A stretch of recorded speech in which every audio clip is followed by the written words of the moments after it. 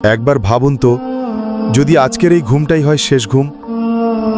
আর কখনো ফজরের আজান শোনা হবে না, আর কখনো মায়ের ডাক শোনা হবে না, আর কখনো স্ত্রী বা সন্তানের মুখ দেখা হবে না।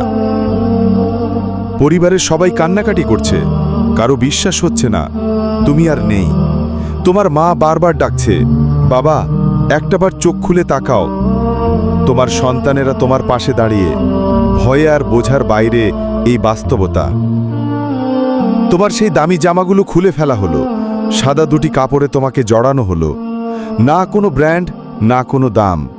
দুই টুকরা তুলা নাকে কানে ঢুকানো হচ্ছে। কেউ আর জিজ্ঞেস করছে না তুমি কেমন আছো। তোমার বাড়ির উঠোনে লাশ রাখা হয়েছে। প্রতিবেশী, আত্মীয় স্বজন, অফিস কলিগ সবাই আসছে, কিন্তু কেউ তোমার ব্যবসা বা সফলতা নিয়ে কথা বলছে না। সবাই বলছে ভালো মানুষ ছিল, নামাজ পড়তো, চুপচাপ ছিল। জানাজার জন্য মানুষ লাইনে দাঁড়িয়ে গেল, আর তুমি তখন নির্বাক। সবাই হাত তুলে দোয়া করছে, কেউ কেউ চোখ মুছছে, কেউ হয়তো মনে মনে বলছে আমার কবে। তোমার জন্য কবর খোঁড়া হয়েছে, একটি অন্ধকার গর্ত, তোমার নতুন ঠিকানা, যেখানে আলো থাকবে না, কথা বলার কেউ থাকবে না, শুধু থাকবে তোমার আমল। তোমাকে কবরের মধ্যে শোয়ানো হলো, তোমার মুখের দিক কিবলার দিকে ঘুরিয়ে দেওয়া হলো। তারপর এক মুঠো করে মাটি ঢালা শুরু হলো। মনে আছে তুমি এক সময় বলেছিলে সময় নাই? আজ আর কোনো কাজের সময় নেই, সময় শেষ।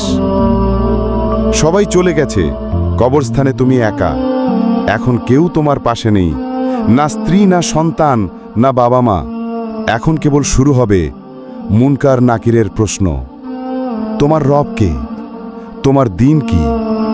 এই ব্যক্তি সম্পর্কে তুমি কি বলো? এই পৃথিবীর জীবন ছিল ধারে আনা অল্প সময়। তুমি যেটাকে জীবন ভাবছিলে ওটা ছিল পরীক্ষা। এখন ফলাফল নেওয়ার সময়। যদি ভালো আমল করে থাকো তবে জান্নাতের দরজা খুলে যাবে, আর যদি না করে থাকো তবে কবরই হয়ে যাবে জাহান্নামের গহ্বর। ভাই, এই মুহূর্তে ফিরে আসার সুযোগ নেই, তবে এখন যখন তুমি শুনছো তখনও সময় আছে। নামাজে ফিরে এসো, গুনাহ ছেড়ে দাও, তওবা করো। শেষ ঘুম যে কখন আসবে তা কেউ জানে না। তোমার জন্য সে ঘুম হয়তো আজ রাতেই হতে পারে।